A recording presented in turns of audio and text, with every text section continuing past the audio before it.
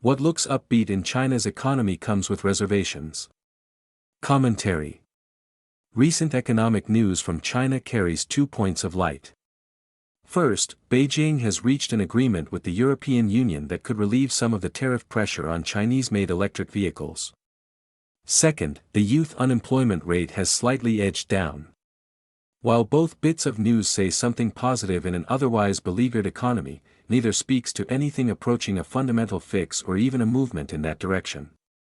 The deal with Europe has some novel and interesting aspects. European officials had originally imposed tariffs on Chinese-made EVs because Brussels claimed that Beijing heavily subsidizes EV producers, enabling them to sell at extremely low prices in Europe. The Europeans argued that this kind of unfair competition had placed the whole European auto industry in jeopardy. The accord sets a minimum price for Chinese-made EVs sold in the EU, intended to offset the effect of subsidies Beijing provides to Chinese producers. Compliance will need to be tested on a case-by-case basis, but the prospects for Chinese EV sales in European markets should improve. Those sales levels will, of course, fall short of what they might have been had lower prices prevailed, but they should run higher than if the EU tariffs had remained in place. The relatively imaginative shape of this agreement has the potential to serve as a model in other disputes with other countries, for instance, between China and Brazil, or Canada, or even the United States. The agreement does indeed relieve tensions. Nonetheless, the new arrangement leaves untouched other points of trade friction in other industries, such as semiconductors, pharmaceuticals, and rare earth elements.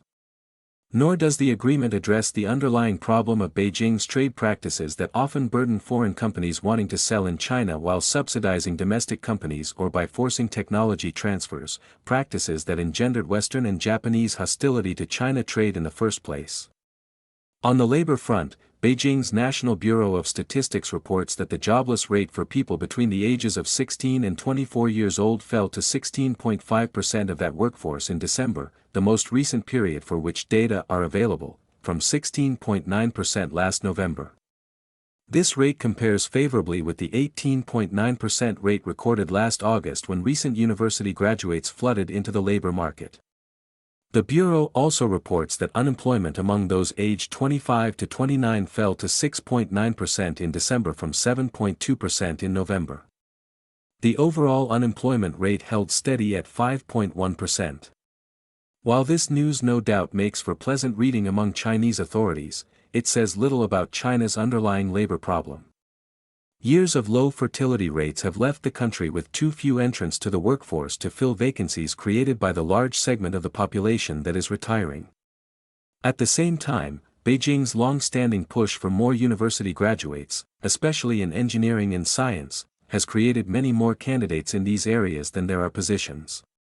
The result is a dire shortage of blue-collar workers, hence the relatively low overall unemployment rate, while at the same time, the nation cannot employ many of its recent university graduates, hence the high youth unemployment rate.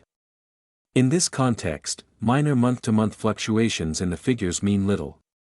Good news is always welcome in any economy, even if it says next to nothing about fundamentals.